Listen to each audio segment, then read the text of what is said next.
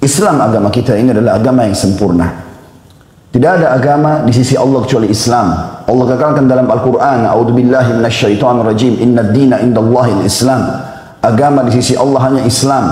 Dalam firman yang lain, A'udzubillahi minasyaitonirrajim, wa man yabtaghi ghairal islami dinan falan yuqbala min wa huwa fil akhirati minal khasirin. Siapa yang coba-coba pilih selain Islam sebagai panduan hidupnya, panutan hidupnya, maka tidak akan diterima darinya, dan dia di akhirat termasuk orang-orang yang rugi. Kesempurnaan Islam ini termasuk memotivasi setiap individu muslim agar selalu maju dan sukses, selalu menjadi orang yang berprestasi. Kita disuruh bersaing dalam hal-hal positif. Kita disuruh agar menjadi orang yang terkaya, terpintar, tertampan, paling berhasil dalam segala hal. Kita boleh mencari pasangan yang terbaik, memiliki harta yang banyak, kendaraan, kenalan, pendapatan, apa saja. Selama konsepnya 5 huruf, halal. Dan menjauhi 5 huruf yang lain, haram. Kita boleh menjadi orang kaya raya, kejar prestasi tertinggi dalam akademik, dalam apa saja, jabatan kerja, semuanya. Dan Allah memerintahkan untuk itu. Bahkan Allah subhanahu wa ta'ala melarang setiap muslim untuk malas, nganggur. Bahkan tidak ada kata-kata vakum dalam Islam. Tidak ada putus asa. Di dalam sebuah hadis sahih riwayat Bukhari, baginda Nabi SAW mengingatkan kepada kita semua, andai saja di tangan seseorang di antara kalian ada bibit tanaman dan dia ingin tanam, sementara dia tahu besok akan terjadi kiamat, tetap dia tancapkan. Artinya silahkan kerjakan yang terbaik. Selama belum terjadi kiamat, belum berhenti kesempatan untuk beramal saleh. Dan Allah subhanahu wa ta'ala menyebutkan dalam firman-Nya yang lain, A'udzubillahi minasyaitonirrajim, wa fi dzalika falyatanafasil mutanafisun. Untuk mengejar yang terbaik prestasi dunia dan di akhirat, untuk itulah manusia bersaing dalam hal yang positif. Allah subhanahu wa ta'ala menyebutkan dalam banyak ayat Al-Quran, diantaranya saya akan bacakan, yang menjelaskan kepada kita kalau setiap muslim dianjurkan agar sukses, maju. Silakan perbaiki nama baik Anda. Kejar prestasi terbaik, termasuk dalam masalah harta dan apapun yang dibutuhkan untuk kebaikan nama kita di dunia. Dan sebaliknya kita dilarang untuk menjadi orang yang vakum, pengangguran, menjadi penyebab masyarakat terganggu dengan keberadaan kita. Allah berfirman dalam surah Al-A'raf ayat 32, A'udzubillahi minasyaitonirrajim. Qul man harrama zinatallahi allati akhraja li ibadihi wat thayyibati minar rizq. Qul hiya lil ladzina amanu fil hayatid dunya khalisatan yaumal qiyamah. Katakan hai Muhammad kepada seluruh manusia, siapa yang coba-coba berani mengharamkan perhiasan yang Allah telah keluarkan untuk hamba-hambanya dan rezeki yang baik-baik. Kata para ulama, rezeki yang baik Allah berikan dalam jiwa kita, suka dengan warna yang bagus, suka dengan bau yang wangi, suka dengan penampilan yang rapi, suka dengan rumah yang luas, mobil yang bagus, tunggangan yang bagus, semuanya itu fitrah. Maka Allah mengatakan, siapa yang coba-coba mengharamkan itu dari hamba-hamba Allah sementara Allah sudah halalkan? Katakanlah, itu untuk orang-orang beriman dalam kehidupan dunia, dan balasan di akhirat yang lebih besar lagi di surga hanya untuk mereka saja. Artinya di dunia Allah akan berikan juga orang-orang kafir, tapi mereka tidak kenal namanya konsep halal. Juga dalam firman Allah yang lain dalam surah Al-Mulk ayat 15, A'udzubillahi minasyaitonirrajim. Huwallazi ja'ala lakumul arda dalulan famshu fi manakibiha wa kulu min rizqihi wa ilaihin nusyur. Dialah yang telah menjadikan bumi buat kalian terbentang. Bisa kalian jalan di atasnya, bisa kalian cocok tanam, bisa mengambil hasilnya, bisa membangun dan segala macam. Dan makanlah rezeki-rezeki yang sudah Allah keluarkan dari buah-buahan, dari hewan ternak, dari segala macam hal. Silakan nikmati. Wa ilaihin nusyur, dan kalian akan kembalikan kepadanya. Artinya itu semua harus yang halal. Kalau yang haram akan ada pertanggungjawabannya. Ada sebagian muslimin, saudaraku seiman, salah faham dengan definisi zuhud. Kalau sudah ikut pengajian sering kali ada dengar kalimat zuhud. Kita harus zuhud di dunia, zuhud di dunia. Dan mereka ada sebagian yang mengatakan zuhud itu meninggalkan dunia untuk akhirat. Ini definisi sangat fatal salahnya. Ulama meluruskan, zuhud itu yang dicintai oleh Allah. Kita disuruh zuhud di dunia. Definisinya adalah mendahulukan akhirat dari dunia. Itu yang benar. Jadi kalau azan berhenti dari meeting, berhenti dari pekerjaan, dahulukan dulu urusan akhirat, baru kemudian kita kembali kerja lagi. Itu yang dikatakan zuhud. Zuhud itu bukan teman-teman makan roti kering, pakai baju yang rusak, jalan kaki tidak pakai sendal, sebagaimana sebagian orang fahami. Ini semua mencoreng kehormatan agama Islam. Islam tidak pernah menyuruh itu. Ada seorang sahabat Nabi pernah duduk di hadapan Nabi SAW, bajunya kotor, penampilannya kurang baik. Lalu Nabi SAW datang kepadanya, memberikan kepadanya sesuatu, uang. ini, perbaiki keadaan. Dia mengatakan, saya orang kaya ya Rasulullah. Maka Rasulullah SAW malah bingung dan heran melihat dia. Lalu mengatakan, kalau begitu, mana kamu dari bekas nikmatnya Allah padamu? Ya, di mana kamu dari nikmatnya Allah? Allah berikan kau uang, beli baju, beli makanan, berpenampilan yang baik. Dalam sebuah hadis Allah SWT menceritakan tentang dirinya melalui lisan Nabi Muhammad SAW, Innallaha jamilun yuhibbul jamal. Allah itu indah, rapi, bersih, sempurna, menyukai semua itu. Kita lihat surga yang dijanjikan dalam Al-Quran. Bidadarinya cantik, taman-tamannya bersih, istananya luas, dipan-dipan, permadani, semuanya bagus. Dan Allah buat fitrah kita suka dengan rapi. Taman yang ditata rapi, bau wangi, baju yang bersih. Bahkan Allah lawannya memberikan kepada kita rasa gerah supaya kita mau mandi, rasa lapar supaya kita mau makan, rasa haus supaya kita mau minum. Kita suka dengan sesuatu yang rapi, itu fitrah. Jangan bentrok dengan itu. Nabi SAW mengatakan dalam sebuah hadis yang sahih, sesungguhnya dicintakan dunia ini, dunia kalian kepadaku, karena ada dua hal.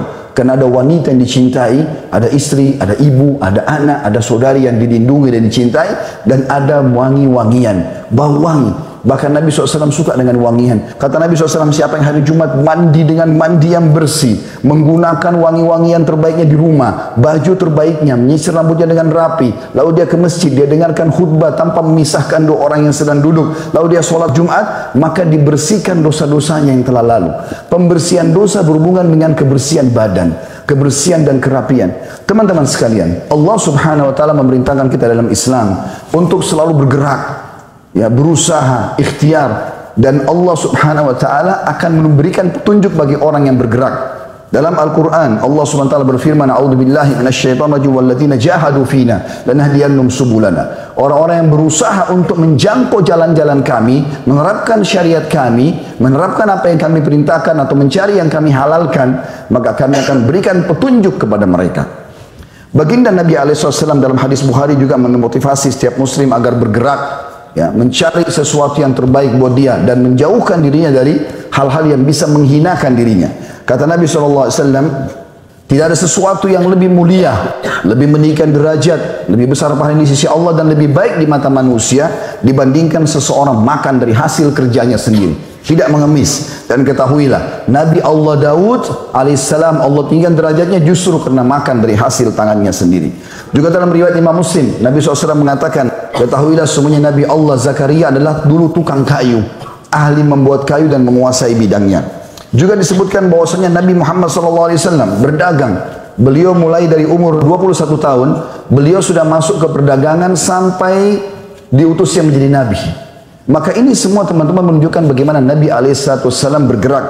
Umar bin Khattab memberikan wasiat yang sangat penting. Beliau mengatakan, kalian harus menguasai keterampilan-keterampilan, karena pasti seseorang dalam kalian akan membutuhkan keterampilan tersebut di satu waktunya.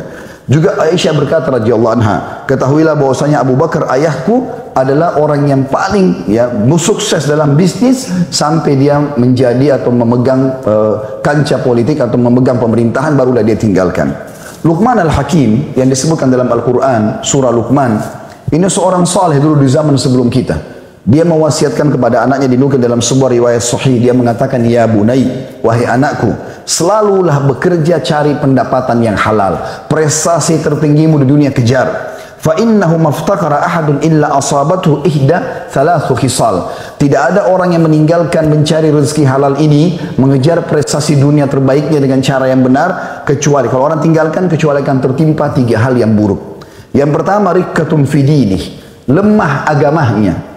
Kalau orang, ya, tidak punya pendapatan, tidak punya kedudukan, ya, maka dia lemah agamanya, bisa dijual. Bukankah banyak orang murtad di Indonesia gara-gara sembako? Lemah karena keadaan ekonomi. Yang kedua, au-dha'fu fi aqli, akalnya jadi pendek dan kosong. Orang kalau terbiasa bekerja, ide ini, ide itu, bermusyawarah, berdiskusi, ya, pengalaman-pengalaman menambah ide dia. Kalau orang terbiasa pengangguran, nggak ada ide, dia habis, akalnya jadi pendek. Dan dikatakan awwaha'un fi muru'ati, atau dia terhina di nama baiknya, kehormatannya. Orang tidak lihat. Mau tampan pun kalau dia miskin orang anggap remeh. Subhanallah. Lalu kata beliau, wa a'dhamu min hadza, dan lebih besar daripada itu, istighfafun nasu bihi, manusia akan menganggap remeh dia. Nabi SAW, teman-teman, selalu beristiadah kepada Allah, berlindung agar jangan sampai tertimpa ini. Apa yang beliau minta? Beliau mengatakan kepada kita semua, dan beliau minta, ta'awwadhu billahi minal fakri wal killati wal dhillah. Selalulah berlindung kepada Allah dari kemiskinan dan kekurangan, juga kehinaan. Artinya silakan cari sesuatu yang baik. Tidak ada orang, teman-teman, yang berusaha lalu tidak mendapatkan. Sampai pepatah bahasa Arab kekal, man jadda wajad. Siapa yang berusaha dia akan dapat. Kalau ada dua orang, yang satu berusaha, yang satu tidak berusaha, dalam 5-10 tahun ke depan kita akan lihat yang berusaha akan mendatangkan hasilnya. Kemudian juga dikatakan oleh Nabi SAW dalam doa beliau masyhur, Allahumma inni a'udzubika minal ju'i fa innahu bi'sad daji'. Ya Allah, aku berlindung kepadamu jangan sampai aku tertimpa kemiskinan sehingga aku lapar, karena itu seburuk-buruk keadaan.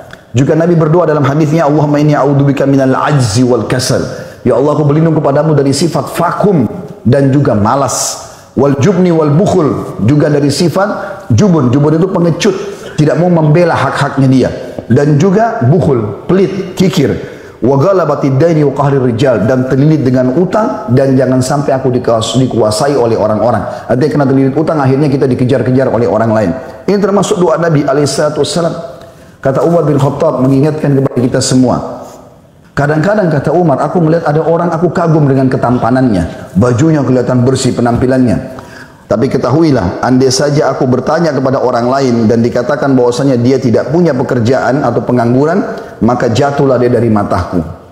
Orang yang bergerak, berusaha, apalagi kalau teman-teman bisa membuka usaha-usaha, menjadi seorang pengusaha yang sukses dan memang dia jujur dari pendapatan yang halal, dengarkan kedudukannya. Walaupun ibadahnya tidak terlalu banyak, tapi kata Nabi SAW, seorang pedagang, ya, pebisnis yang sukses, yang jujur dan terpercaya, hari kiamat nanti dia akan masuk surga tertinggi bersama para nabi-nabi, para siddiqin dan para syuhada.